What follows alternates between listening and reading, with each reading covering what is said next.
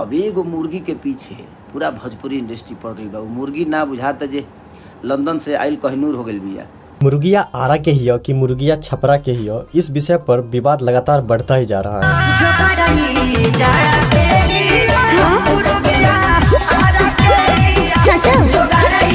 मैं आपका जीना हराम कर दूंगा।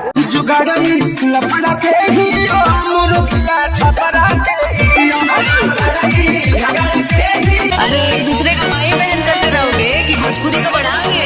वाह मोदी जी वाह वाह। इसी विवाद के बीच भोजपुरी एक्ट्रेस अक्षरा सिंह का एक सॉन्ग मुर्गा तो बेटा पटना में कटी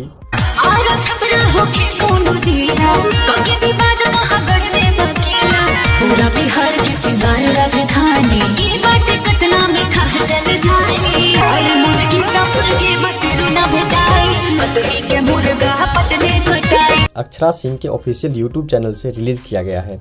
अब हम मुर्गो मुर्गी गा रहे हैं तो विवाद हो रहा है। अब ओकरा खातिर हम का गाई तू ही लो बताओ।